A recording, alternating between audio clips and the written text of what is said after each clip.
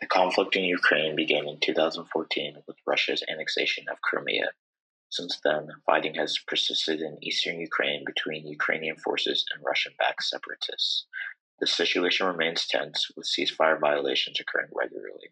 International efforts continue to seek a peaceful resolution, but the conflict persists. Over 9 years of conflict in Ukraine has led to a significant displacement crisis, with millions forced to flee their homes. Both internally displaced persons and refugees have sought safety, facing immense challenges in rebuilding their lives amidst ongoing instability. Refugees have been forced to find asylum in countries like Poland, Spain, and other countries across Europe. The situation in Ukraine has had far-reaching impacts on the Western world, influencing geopolitics, security concerns, and diplomatic relations. Western nations have imposed sanctions on Russia, supported Ukraine's military and economy, and engaged in diplomatic efforts to resolve this conflict at hand. The conflict in Ukraine has severely disrupted food and water supplies. Agricultural production has been impacted by the conflict, leading to food shortages and increased prices. Damaged infrastructure and disrupted supply chains have compromised access to clean water, posing serious health risks to affected populations. In response to aggression, the conflict has significantly reinforced Ukrainian national identity, uniting and toughening the spirits of its people. Simultaneously, it poses a severe risk to Ukraine's cultural heritage as historic sites and valuable artifacts in conflict zones suffer damages threatening irreversible losses.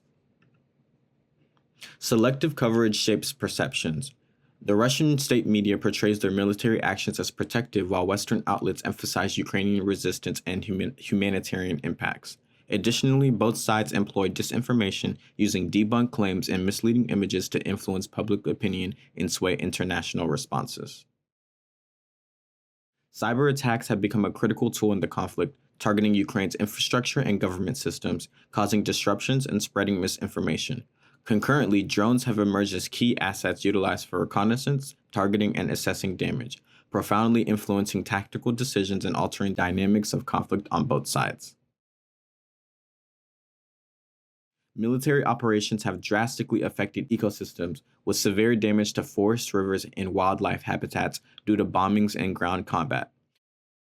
Additionally, the conflict has led to substantial pollution as the destruction of industrial facilities releases harmful substances into the air, water, and soil. Regarding educational disruption, since the invasion in February 2022, Russia's military actions have damaged or destroyed over 3,790 educational facilities in Ukraine, significantly impacting the future of Ukrainian children by targeting their educational environment. The two graphs in the slide showcase how the Ukrainian war had made a significant impact on the Ukrainians' economy as well as the global economy. On the graph to the right, we can see that a little after 2020, Ukraine's GDP dropped by 30%, accelerating the severe consequences the country is currently facing. Moreover, on the graph to the left, we can see a significant decline in the global GDP, highlighting how influential the war is on the global economy. The brutal and Russian invasion of Ukraine has devastated the country's healthcare infrastructure, damaging over 600 hospitals and leading to 76 deaths and 59 injuries from continuous attacks on healthcare facilities, thereby crippling the medical system, economy, and spurring a humanitarian crisis limiting access to healthcare. The war in Ukraine has caused severe mental health crises, particularly affecting women and girls subjected to sexual violence from Russian troops, with stressed and displaced psychologists struggling to provide necessary care. Innovative community-based solutions like neighborhood discussion groups are being considered to supplement traditional therapy, with the anticipation of further international support in the post-war recovery phase. Throughout the conflict, Russia has forcibly relocated nearly 20,000 Ukrainian children to territories under its control, granted them Russian citizenship, placed them into Russian families through adoption against their will, and hindered efforts to reunite them with their real parents and homeland.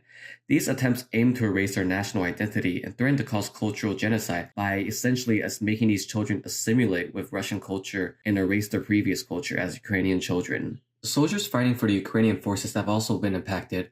Though morale was high at the beginning of the war in 2022, the recent deadlock in the war has caused supplies to be diminished on both sides and casualties to continue without much progress. Additionally, on April 3, 2024, the Ukrainian government lowered the draft-eligible age for men from 27 to 25 in response to the strain caused by over 2 years of war with Russia.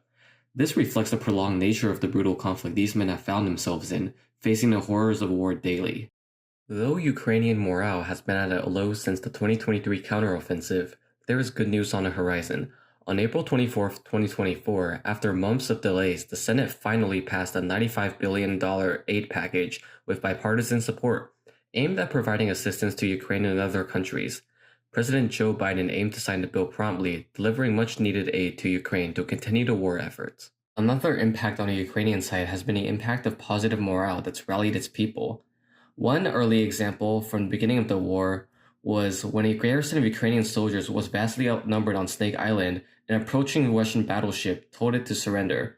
Instead, they told it to go itself as a sign of defiance. Despite the downfall of the garrison and the resulting bombardment, this sign of resistance was the epitome of the Ukrainian attitude towards the Russian invasion and became widely adopted as a slogan of Ukrainian defiance, boosting morale. Okay, so let's talk about different ways you could help with this global crisis.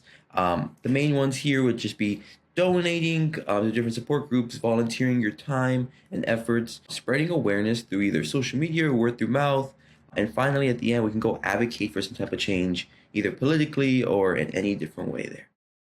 So some support groups that could help: Hope for Ukraine, US Ukraine Foundation, Mission Eurasia, United Help Ukraine are all great groups. If you go down to our website, ukrainecrisis.me, you'll find over 50 support groups there that you could donate to as well, contact and ask for volunteering options there.